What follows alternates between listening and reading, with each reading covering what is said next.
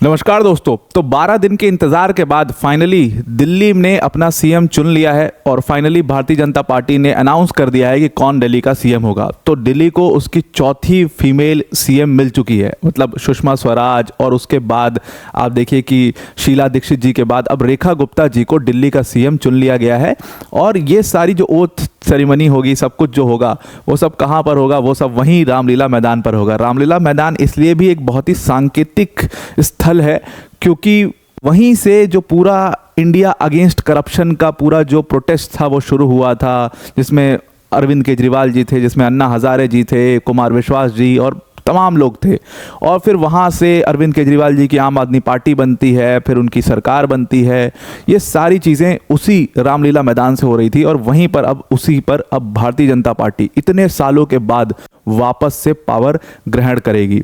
तो रेखा गुप्ता जी को जब सीएम बनाया गया तो इसमें बहुत सारे लोग एकदम शॉक्ड हो गए और उनको लगा कि ये वही पैटर्न चल रहा है कि जहाँ पर मध्य प्रदेश में आपने अचानक से मोहन गुप्ता जी का नाम देख लिया, फिर आप राजस्थान जाते हैं वहाँ पर आप भजन लाल जी का नाम देख लेते हैं, और अब दिल्ली में आप रेखा गुप्ता जी का नाम देख लेते हैं। अचानक से एक चेहरा बाहर आता है जिसको कोई नहीं जानता। बट अगर आप रेखा गुप्ता जी को नहीं जानते तो ये आपकी भूल है।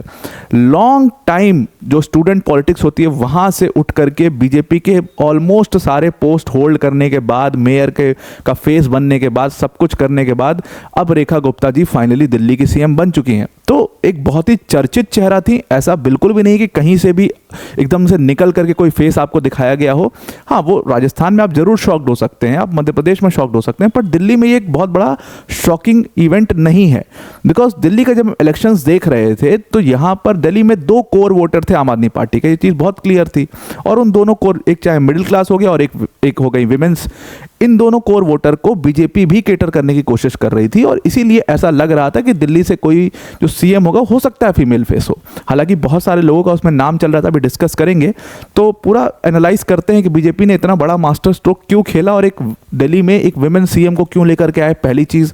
और फिर रेखा गुप्ता जी का जरा जो पूरा पॉलिटिकल इतिहास है उसको भी समझने की कोशिश करेंगे और क्यों बीजेपी का एक पूरा ये पैटर्न चला आ रहा है उसको भी समझने का प्रयास करते हैं। वीडियो में आगे जाने से पहले एक छोटी सी अनाउंसमेंट है अनअकैडमी टीम की तरफ से कि अनअकैडमी अपने इंग्लिश बैच के साथ आ गया है और ये बैच हमने लॉन्च किया है जिसमें हम आपको सीधा 55% का डिस्काउंट दे रहे हैं। 55% के डिस्काउंट के बाद अगर आप 15 मंथ्स का कोर्स खरीदते हैं तो ये आपकी इसकी प्राइस पड़ेगी 23,999, और अगर आप 18 मंथ्स का कोर्स खरीदते हैं तो 25,999 इसकी प्राइस पड़ेगी।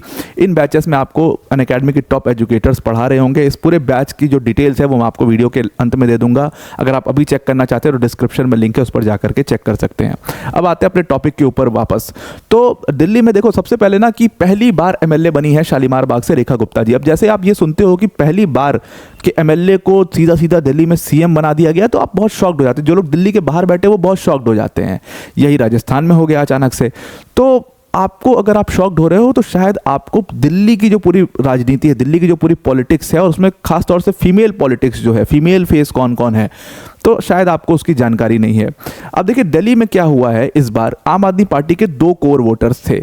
एक था मिडिल क्लास और दूसरा था उसमें से फीमेल्स, विमेंस और विमेन सेफ्टी के ऊपर अरविंद केजरीवाल जी और आम आदमी पार्टी ने एक अच्छा खासा बैकिंग किया है और वो उनके कोर वोटर्स हुआ करते थे। बीजेपी ने इस बार डिसाइड किया कि अब हम भी माइनॉरिटी में नहीं खेलेंगे, माइनॉरिटी वोटर में नहीं खेलेंगे, अब हम भी जो है सीधा सीधा जा करके मिडिल क्लास और विमेंस को केटर करने की कोशिश करेंगे। जाहिर सी बात है क्योंकि एक बहुत बड़ा नंबर हो जाता है वो।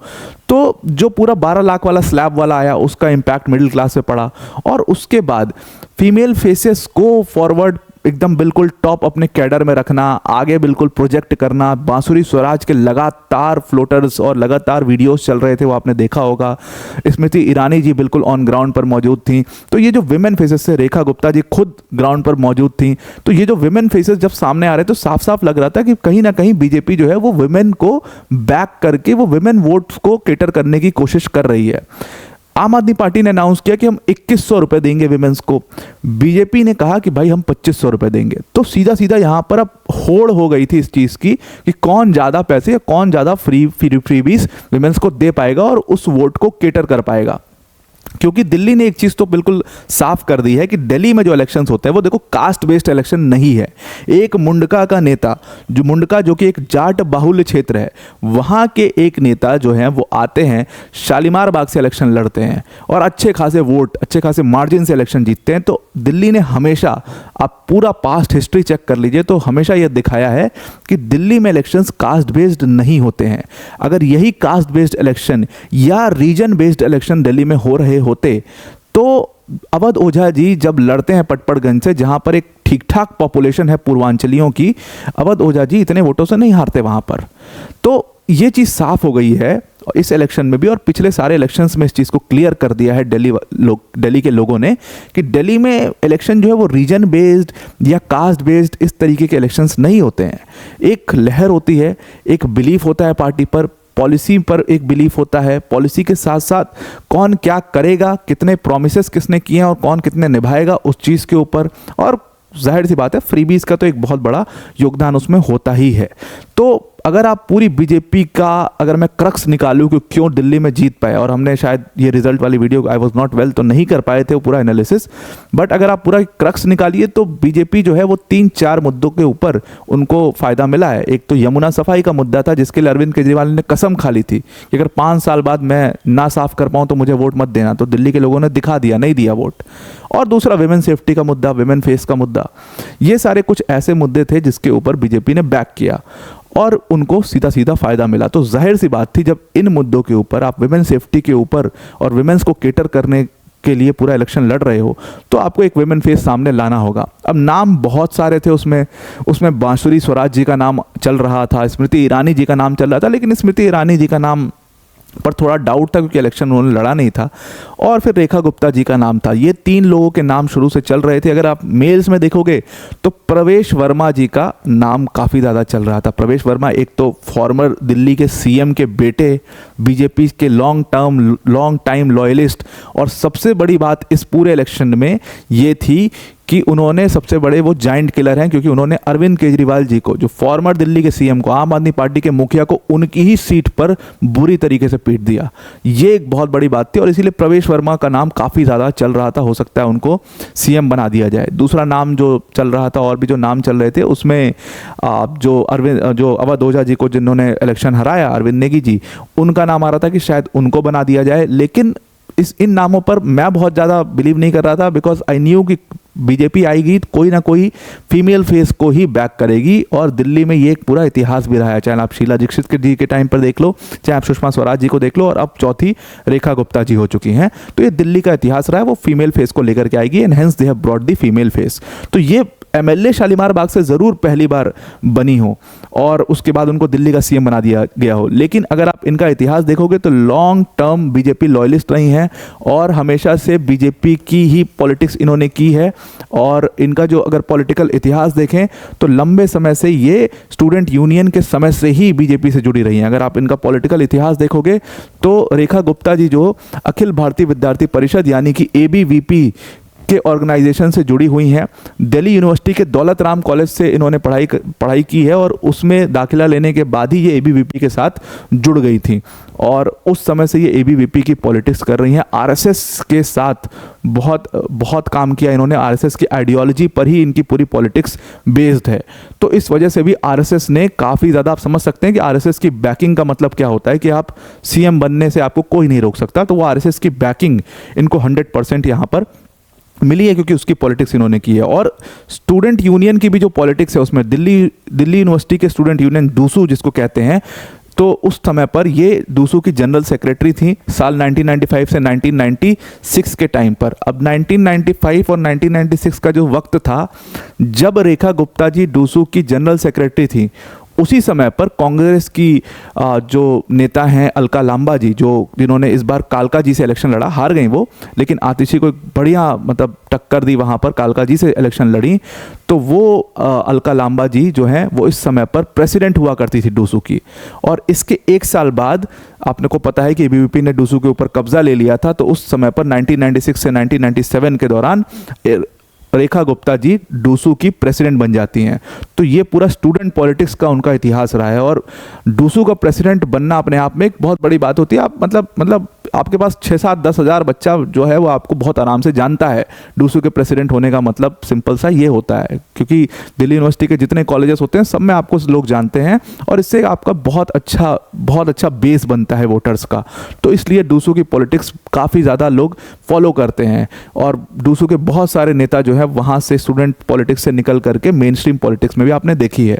तो मेन स्ट्रीम पॉलिटिक्स में अगर आप देखोगे तो रेखा गुप्ता जी ने को भारतीय जनता युवा मोर्चा का दिल्ली यूनिट का सबसे पहले तो सेक्रेटरी बना दिया गया था, और दिल्ली यूनिट के सेक्रेटरी के पद पर रह करके इन्होंने काफ़ी काम किया। उसके बाद इनको नेशनल सेक्रेटरी भी बना दिया गया था भारतीय जनता युवा मोर्चा का। और इसके बाद इनको जो बीजेपी की सबसे इंपॉर्टेंट विंग मैं मानता हूं महिलाओं के लिए, जो कि है दिल्ली बीजेपी महिला मोर्चा, उसका इनको पहले तो जनरल सेक्रेटरी बनाया गया था, और उसके बाद उनको वाइस चेयरपर्सन उसका बना दिया गया था महिला मोर्चा का। उसके बाद उत्तर प्रदेश महिला मोर्चा, जो बीजेपी की उत्तर प्रदेश महिला मोर्चा है, वहाँ की भी ये सेक्रेटरी कुछ समय तक रही हैं। तो पूरा एकदम मतलब जो पुराना इतिहास है, लंबे समय से बीजेपी के साथ बहुत छोटे लेवल से काम करते हुए ये ऊपर आती चली जा रही थी रेखा गुप्ता जी। तो इसलिए ही मैं आपको शुरू में जब मैं आपको कह रहा था कि अगर आप इनको नहीं जानते तो ये आपकी भूल है, ये आपको शायद पॉलिटिक्स में उतना चेहरे नहीं पता है, और शायद हम वही चेहरों को जानते हैं जिनको टीवी पर दिखाया जाता है, जिनको न्यूज़ पर चलाया जाता है, जो डिबेट करने आते हैं, शायद हम उनको ही जानते हैं। तो ऐसे जो नेता हैं जो लंबे समय से 15-16 साल से बीजेपी 20 साल से बीजेपी में काम कर रहे हैं, उनको कम लोग जानते हैं, लेकिन उनमें से एक रेखा गुप्ता जी थी। अब इलेक्टोरल पॉलिटिक्स में अगर आप देखोगे तो एमसीडी के चुनावों से इन्होंने अपनी शुरुआत की थी। इलेक्टोरल पॉलिटिक्स की एमसीडी का इन्होंने चुनाव लड़ा था, पीतमपुरा वार्ड से लड़ा था, नॉर्थ पीतमपुरा वार्ड से, और वो एमसीडी का चुनाव 2007 में पहली बार जीती। 5 साल बाद फिर से एमसीडी का चुनाव लड़ा, वो भी इन्होंने जीत लिया। और उसके दौरान जब ये दूसरी बार उन्होंने चुनाव जीता, तो उसके बाद इनको जो सबसे टॉप मोस्ट फाइनेंशियल डिसीजन लेने वाली बॉडी होती है एमसीडी की, उसका चेयरपर्सन भी बनाया गया था, वाइस चेयरपर्सन भी उसका बनाया गया था। और उसके बाद इनको एनडीएमसी का भी चेयरपर्सन यहाँ पर बनाया गया था। तो ये 2012-2013 की बात है। तो एमसीडी के 2 बार इलेक्शन लड़ने के बाद इनको फाइनली बीजेपी ने प्रमोट किया, और 2015 में इनको एमएलए के इलेक्शंस में उतारा था। और एमएलए के इलेक्शंस में इसी सीट से, शालीमार बाग की सीट से इनको लड़ाया गया था आम आदमी पार्टी की वंदना कुमारी के खिलाफ। लेकिन आपको पता है कि आम आदमी पार्टी का एक पूरा जो है उस समय पर लहर चल रही थी, इंडिया अगेंस्ट करप्शन से पूरा निकल करके आम आदमी पार्टी बनी थी, वो लहर ही अलग थी। और उस समय पर तो सबके पर खच्चे उड़ गए थे, तो फिर बीजेपी क्या ही थी।